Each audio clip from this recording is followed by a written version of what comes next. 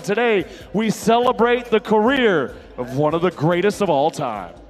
On the bull, Godfather from Berger, Riken, and Lowe around to the left into his hand. Like the seat he has, like the use of that right foot. Really going to town on that bull. And J.B Mauney, making his first appearance, makes the whistle. I've always felt, if you're going to be the best, you got to ride the best. That's just my look on things. And, you hear JW and them talk about it at a time. I'm more old school than most guys are. JB, what are you doing? Bushwhacker. Bushwhacker it is. Just maybe the impossible can happen.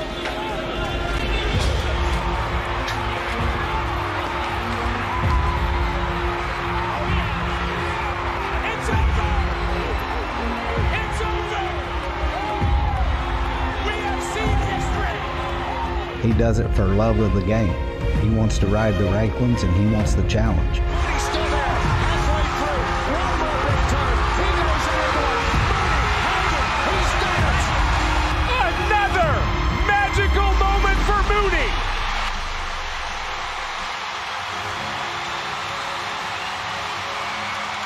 There's your exclamation point. A second half of the season we may never see again. When you don't take care of injuries and you don't have the surgeries to fix them and things like that, it's going to be worse on them when they get older. But, I've always said that bull riding's a short career. I mean, you're not in this for 20 years or 30 years. It's here and then it's gone. History will tell where J.B. falls amongst the greats. But you have to be great to do something like that. It is time to welcome North Carolina's J.B Mauney.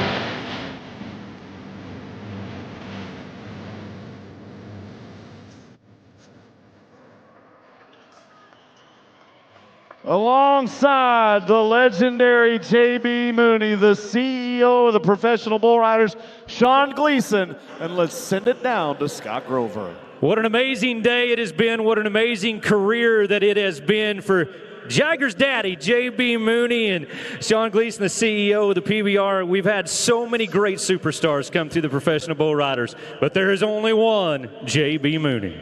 There's only one JB. That's for dang sure. I had the good fortune of being able to watch this young man from the first day he started riding bulls in the PBR through today, when I made him promise me that he'd give me a chance to honor an incredible career. I've got a chance to watch him become a great father to what I hope is a future generation of PBR bull riders. I can't thank you enough, JB, for everything you've done for this sport. And I'm very glad that he's coming back as the coach of the Oklahoma Wildcatters. That's absolutely right. We might be closing one chapter of your career, but we're opening up another chapter of your career. You've won more money in Western sports than anybody else. 2 PBR world titles. You qualified for the national finals as well. You've done everything in the world of bull riding that anybody's ever wanted to do. You've made me a huge fan. My kids are a huge fan of you. Everybody in AT&T Stadium's a huge fan of J.B Mauney. What would you like to tell the fans of the PBR today on this special day for you? Thank you, and it's been one hell of a party. So your mindset has always been, I'm going to go for the biggest, baddest ones out there. That's why you picked Bushwhacker so many times, and you were the first then to battle that bull in just the battle that you guys had throughout the careers. The World Championships, the injury that I know took you out maybe sooner than you wanted to, but that's okay. You got a lot of things going.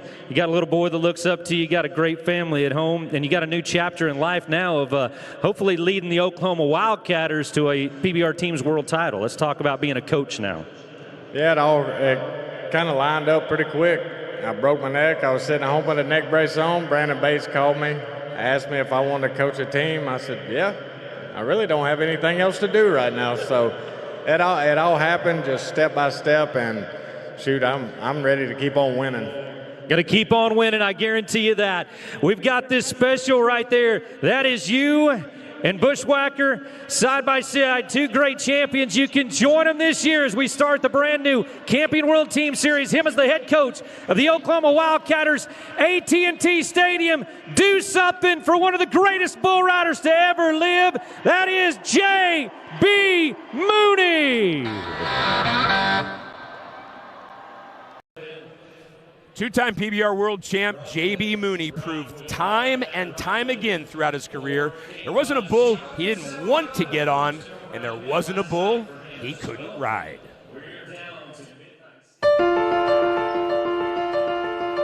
Goonie, as I like to call him, could have easily died in the summer of 2005. The 18-year-old was only a few months away from making his PBR debut. Mauney had a knot the size of a volleyball in his stomach after a 1,500-pound bull stepped on him in Raleigh. They strapped me to a stretcher and had me in the emergency room, said the surgeon was going to be in there, and I was like, what do I need a surgeon for? And nobody would tell me anything. The surgeon come in there and she told me what was wrong and asked me when it happened. I said the night before. She said, well, I'll put it to you like this. You should have got up, made it 5 feet, and fell over dead. I said, well, good thing I'm not, so I'm here to fix it. Doctor saved his life, and a legendary career was soon to begin. J.B Mauney said no. Fate said no. Only history will tell where J.B falls amongst the greats. He's a two-time world champion, known as much for his 90-point heroics than the gold buckle that sits on his waist. Can you even remember them all? Because there's been a lot of them. Some of them. Bones, Bruiser, Long John, Code Blue, Chicken on Chain won it. Asteroid, Bushwhacker. The accolades speak for themselves. One of the best we've ever seen in the sport. A throwback to the years where no bull was too intimidating. No injury was too painful. Reaching 8 seconds was never a job, but rather a necessity. Anything else was a failure. You know, it's still the same. When you crawl off in that bucket chute, nothing else matters. Win. Stay on and win. Do you believe in Mauney? You had better. Woo! You either love him or you hate him. He is confident or cocky, fearless or irrational. There's a difference between cocky and confident. There's a fine line, but there is a difference. And I said I never told anybody I was going to ride any of those bulls, but I did tell them I expected myself to ride them because that's my job. It's what I do for a living, and I should ride every bull I get on. J.B Mauney's legacy truly was born in 2013. He became the David to the PBR's Goliath, conquering the legendary Bushwhacker for 95 1/4 points, ending the champion bull's record streak of 42 consecutive buck-offs. It's over! It's over! We have seen history! After that, after riding him, it was like everything else was easy. You ought to be able to ride them all. It was also the beginning of his furious come-from-behind rally to win his first world championship less than 3 months later. There's your exclamation point! He became the 5th rider to win multiple world championships 2 years later. Ultimately, only history will tell where J.B falls amongst the greats. Have you ever thought that if it wasn't for Silvano, you might have 4 or 5, maybe 6 world titles? Oh, yeah.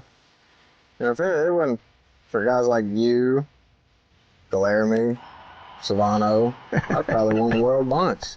Thousands of bull riders all over the world still look up to him today. He has carried the torch of the previous generation and the founders of the PBR. Me, along with the J.W. Harts, Chris Shivers, Ty Murrays, Jerome Davises, and Cody Lamberts of the world, we have all tipped our hat to his career.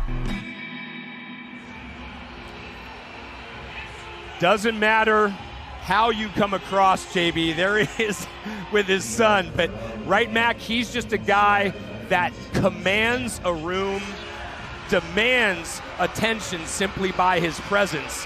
And if it wasn't for that neck injury last year, he'd probably still be riding. I guarantee he'd still be running his hand in there. And look, though, watching that piece, you know, as Jagger takes him down there, that's the legacy of Mauney to me, right? That's why people still love him today, is because he did love that challenge. Whether he was successful every time or not, he loved the challenge of the great bulls, and that's what made it so fun to watch for myself, for the riders, for the fans watching around the world. There was always a shot that Mooney would do something great. Coop, I mean, look, we talk a lot about numbers. We talk a lot about math. All those number ones added up to $7.4 million in earnings. Yeah, I mean, it's undeniable how great J.B. Mooney was. And, you know, whenever a guy gets to walk into a locker room and J.B. Mooney's standing there, that's going to be a lot of guys' highlights. And J.B. Mooney was probably the greatest of all time. Well, J.B. here inside AT&T is being honored. Jagger with him. We'll be back.